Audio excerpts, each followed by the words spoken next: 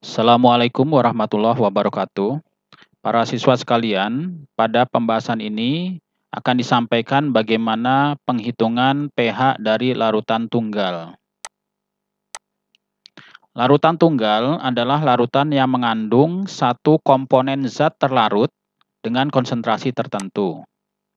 Nah, untuk larutan asam basa, konsentrasi yang digunakan umumnya adalah molaritas atau M kapital, di mana molaritas dirumuskan dengan mol zat terlarut dibagi dengan liter larutan, atau sama dengan gram zat terlarut dibagi massa relatif senyawa terlarut dikali 1000 per mililiter dari larutan.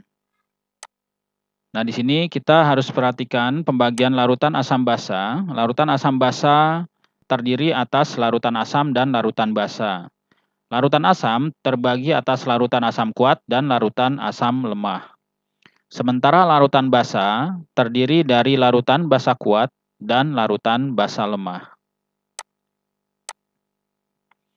Contoh asam kuat di sini adalah asam klorida, asam klorat, asam nitrat, dan asam sulfat. Ketiga asam HCl, asam klorat, dan HNO3 merupakan asam valensi 1. Sementara asam sulfat di sini merupakan asam valensi 2. Sementara untuk basa kuat, lebih didominasi dari golongan unsur 1A atau alkali, yaitu litium hidroksida, natrium hidroksida, kalium hidroksida, rubidium hidroksida, dan caesium hidroksida. Sementara dari golongan unsur 2A atau alkali tanah, yaitu meliputi kalsium hidroksida, strontium hidroksida, barium hidroksida, dan radium hidroksida. Sementara yang lainnya relatif merupakan basa-basa lemah. Nah, berikut adalah rumus penentuan dari konsentrasi ke pH. Bila larutannya asam kuat, maka konsentrasi asam dapat kita cari dengan rumus valensi asam dikali molaritas. Sementara pH sama dengan minus log konsentrasi asam.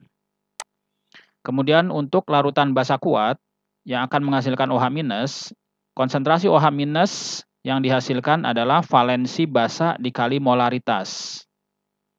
Kemudian kita menuju ke pOH. pOH sama dengan min log dari konsentrasi ion OH-. Nah, kita harus ingat bahwa antara pH dengan pOH memiliki hubungan di mana pH ditambah pOH sama dengan 14. Kemudian untuk larutan asam lemah, bila diketahui alfa atau derajat disosiasi, maka konsentrasi ion asamnya sama dengan alfa dikali molaritas. Yang kemudian kita dapatkan pH sama dengan min logaritma konsentrasi ion asam. Kemudian bila larutan asam lemah diketahui konstanta asam, maka konsentrasi ion asamnya sama dengan akar dari konstanta asam dikali molaritas. Yang selanjutnya kita bisa tentukan pH sama dengan min logaritma konsentrasi asam. Atau kita bisa menggunakan rumus berikutnya seperti ini. Kita jabarkan dari sini ke sini. Kemudian di sini pH sama dengan minus setengah logaritma konstanta asam dikurang setengah logaritma dari molaritas. Selanjutnya untuk larutan basa lemah, bila diketahui derajat disosiasi atau alfa, maka konsentrasi ion basa atau OH- sama dengan alfa dikali molaritas. Kemudian pOH sama dengan min log konsentrasi ion basanya. Kemudian bila diketahui konstanta basa, maka konsentrasi ion OH-nya sama dengan akar konstanta basa dikali molaritas. Kemudian selanjutnya kita menuju ke pOH sama dengan min log konsentrasi ion OH-. Dan selanjutnya kita bisa menggunakan rumusan seperti berikut ini. Di mana di sini nanti pOH sama dengan min setengah logaritma Kb dikurang setengah logaritma molaritas. Nah, kemudian untuk merubah dari pOH ke pH, kita bisa menggunakan hubungan pH ditambah pOH sama dengan 14. Berikut ini akan kita coba menyelesaikan perhitungan pH dari suatu larutan. Dengan soal sebagai berikut, tentukan pH dari 100 ml larutan kalsium hidroksida dengan konsentrasi 0,1 molar. Nah, di sini kita harus ketahui bahwa kalsium hidroksida merupakan larutan basa kuat. Kemudian, karena merupakan larutan tunggal, maka volume larutan yang 100 ml tidak berpengaruh terhadap perhitungan. Jadi di sini yang kita mainkan hanyalah konsentrasinya saja. Di sini kalsium hidroksida dalam larutan itu akan mengalami ionisasi menjadi ion Ca2+ ditambah 2 ion OH-. Nah, di sini kalsium hidroksida merupakan basa kuat bervalensi 2. Oleh karena itu, total konsentrasi ion basa yang dihasilkan dari larutan ini adalah sesuai dengan rumus. Di sini OH- sama dengan valensi dari kalsium hidroksida sejumlah 2 dikali 0,1 molar. Ini adalah konsentrasi kalsium hidroksidanya. Sama dengan 0,2 molar. Nah, kita transformasikan menjadi 2 kali 10⁻⁻⁴ molar. Nah, dari sini kita dapatkan, karena ini OH-, maka kita menuju ke pOH, yaitu di sini, pOH dari konsentrasi OH- di sini, yaitu 1 min log 2. Nah, ketika pOH-nya 1 min log 2, maka pH-nya 13 plus log 2. Berikutnya, tentukan pH dari 70 ml larutan asam sulfat dengan konsentrasi 0,05 molar. Nah, di sini harus kita ketahui bahwa asam sulfat merupakan larutan asam kuat. Nah, karena merupakan larutan tunggal, maka volume larutan 70 ml tidak berpengaruh terhadap perhitungan. Nah, di sini asam sulfat mengalami ionisasi menghasilkan 2 ion asam ditambah ion sulfat. Nah, di sini valensi daripada asam adalah 2. Sehingga total ion asamnya 2 dikali 0,05 molar sama dengan 0,1 molar, atau kita rubah modelnya menjadi 10⁻⁻⁴ molar. Nah, dari sini kita dapatkan pH-nya adalah 1. Soal berikutnya, yaitu tentukan pH dari 50 ml larutan amonium hidroksida dengan konsentrasi 0,1 molar. Di sini diketahui konstanta basa dari amonium hidroksida adalah 10⁻⁻⁵. Nah, untuk menjawabnya kita harus tahu bahwa amonium hidroksida merupakan larutan basa lemah. Nah, ini kita dapat mengetahuinya dengan adanya konstanta basa atau Kb yang ditampilkan di soal tersebut. Nah, kemudian karena merupakan larutan tunggal, maka volume larutan 50 ml yang terdapat di sini tidak berpengaruh terhadap perhitungan. Nah, amonium hidroksida mengalami ionisasi menghasilkan ion amonium ditambah ion hidroksida. Nah, di sini total ion hidroksida yang dihasilkan dari larutan basa lemah ini dapat kita hitung dengan rumus OH- sama dengan akar Kb dikali molaritas. Di sini kita masukkan Kb-nya bernilai 10⁻⁵, kemudian molaritasnya adalah 0,1. Maka ketika kita kalikan di bagian dalam akar ini, kita dapatkan 10⁻⁶. Sehingga akar dari 10⁻⁻⁶ adalah 10⁻⁻³ molar.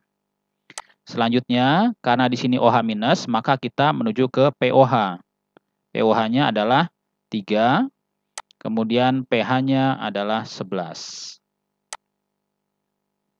Kita juga dapat melakukan perhitungan menggunakan rumus seperti ini.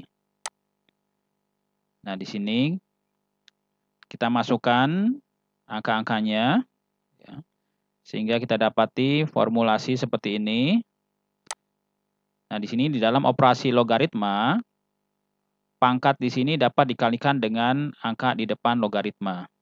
Sehingga di sini minus 5 dikali min setengah adalah 2,5. Di sini min 1 dikali min setengah adalah setengah. Sehingga di sini 2,5 ditambah setengah adalah 3. Kalau POH-nya 3, maka pH-nya adalah 11. Berikutnya kita kerjakan lagi soal berikut ini. Tentukan pH dari 50 ml larutan asam asetat atau asam cuka dengan konsentrasi 0,1 molar. Di sini diketahui konstanta asamnya sama dengan 10⁻⁻⁵. Nah, ketika menjawab, kita harus tahu bahwa asam asetat merupakan larutan asam lemah. Ini dapat kita ketahui dengan adanya tampilan Ka yang ada di sini. Nah, kemudian karena merupakan larutan tunggal, maka volume larutan 50 mili tidak berpengaruh terhadap perhitungan. Di sini 50 mili tidak berpengaruh terhadap perhitungan. Kemudian kita ionisasikan, larutan asam asetat akan mengalami ionisasi seperti ini. Di mana di sini total ion asamnya dapat dihitung menggunakan rumus seperti ini. Kemudian kita masukkan angkanya, Ka-nya bernilai 10⁻⁻⁵ kita masukkan, molaritasnya 0,1, sehingga hasil perkaliannya di sini adalah akar 10⁻⁻⁶, yaitu 10⁻⁻³ molar. Nah, di sini karena konsentrasi ion asam sudah kita peroleh, maka kita bisa langsung mendapatkan pH sama dengan 3. Atau kita juga bisa menggunakan rumus seperti ini. Ya, kita masukkan angka-angkanya. Molaritas kita masukkan angka 0,1 yang kemudian kita rubah menjadi 10⁻⁻⁴. Nah, kemudian sesuai dengan operasi logaritma, pangkat minus 5 kita kalikan dengan angka di depan logaritma yaitu min setengah menjadi 2,5. Kemudian angka min 1 di sini kita kalikan dengan min setengah di sini menjadi plus setengah, sehingga pH-nya sama dengan 3. Contoh soal terakhir adalah seperti ini. Tentukan pH dari 50 ml larutan asam cuka dengan konsentrasi 0,1 molar, di mana diketahui di sini derajat disosiasi atau alfa sama dengan 0,005. Nah, di sini sebelum menjawab kita harus tahu bahwa asam cuka merupakan larutan asam lemah. Nah, ini dapat kita ketahui dari adanya alfa yang terdapat pada soal. Selanjutnya, karena merupakan larutan tunggal, maka volume larutan 50 ml di sini tidak berpengaruh terhadap perhitungan. Selanjutnya, asam asetat terion menghasilkan ion seperti ini, di mana di sini total ion asam dapat kita hitung menggunakan rumus seperti ini. Konsentrasi ion H+ sama dengan alfa dikali molaritas. Alfa kita masukkan 0,005, molaritas kita masukkan 0,1 molar, sehingga diperoleh angka 0,0005 molar. Angka ini kita bisa merubah menjadi bilangan berpangkat, yaitu 5 kali 10⁻⁻⁴ molar. Nah, setelah mendapatkan konsentrasi ion H+, maka kita bisa langsung mendapatkan pH, yaitu 4 min log 5. Demikian tadi kita membahas soal tentang bagaimana menghitung pH dari larutan yang diketahui konsentrasinya. Mudah-mudahan bisa dipahami dan bermanfaat. Terima kasih atas perhatiannya. Wassalamualaikum warahmatullahi wabarakatuh.